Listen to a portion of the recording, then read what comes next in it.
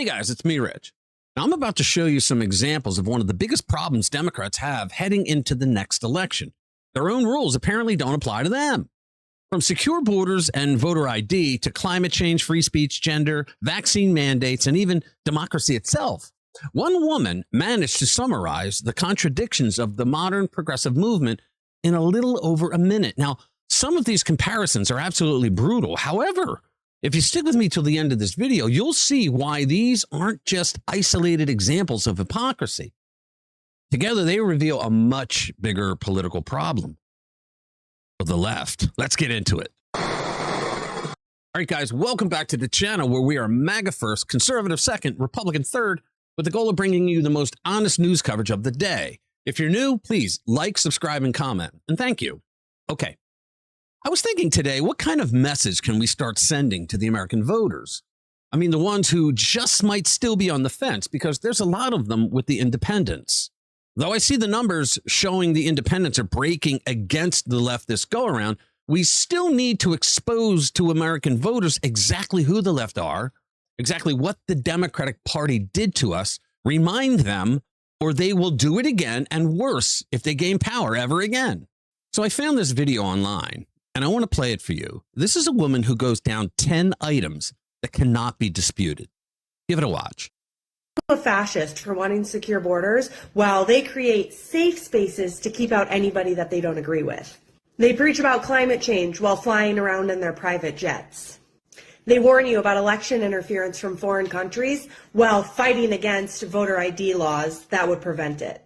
They promote body positivity unless you're on the other side, then they'll mock you for your weight. They say that you're intolerant, yet shut down and ban any speaker that disagrees with them. And they'll say that you're racist while simultaneously saying that people of color and minorities are too dumb to get IDs to vote. They took religion out of schools claiming indoctrination, but drag queen story hour is fine. And they'll call you a science denier, yet men can be women. And they'll go to No Kings protests, forgetting that their party didn't throw a primary in the 2024 election. They'll call Trump and his administration dictators, like they didn't make people walk around with vaccine cards for years. So please tell me again how liberalism is not a mental illness. Tell me again how the Democratic Party isn't the party of fascism. I'll wait.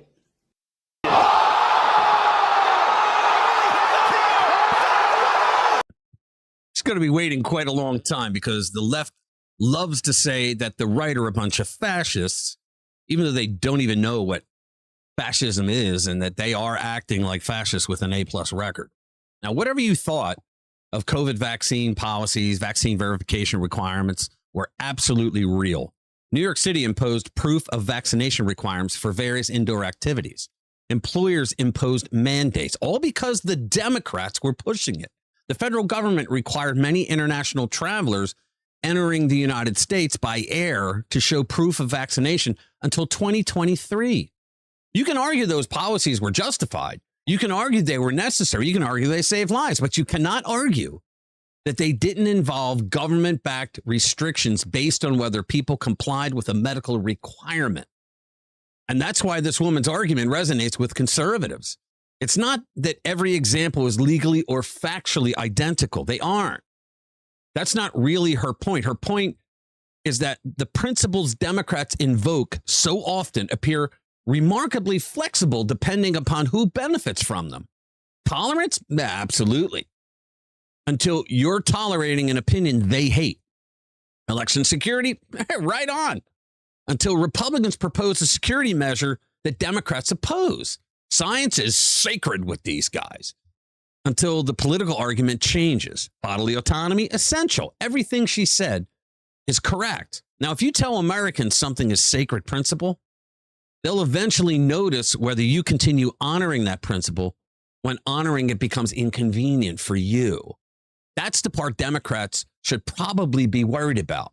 The internet remembers everything. Nothing ever goes away. It remembers every speech, every mandate, every protest, every murder, every accusation, every standard politicians demanded their opponents follow. And now millions of ordinary Americans can compare yesterday's rhetoric with today's rhetoric in seconds. God bless the internet. That's devastating for any political movement whose principles seem to change depending on circumstances. So when I look at this video, I don't think the most important question is whether every comparison is perfectly equivalent. The important question is much simpler, guys. Are the standards being applied consistently? Because if voter verification is dangerous, but vaccine verification was necessary, people are going to ask questions.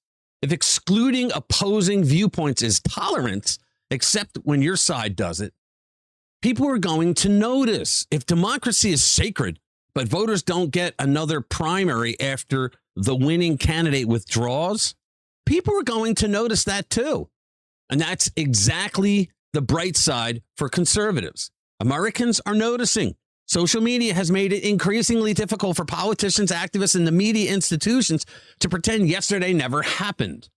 Now, a few years ago, they would tell you that you are not supposed to believe your lying eyes and ears. But receipts have a very long shelf life, guys. And maybe that's exactly what American politics needs. So tell me what you think about this in the comments below. I love hearing from you guys. Thank you for watching. I'll see you in the next one.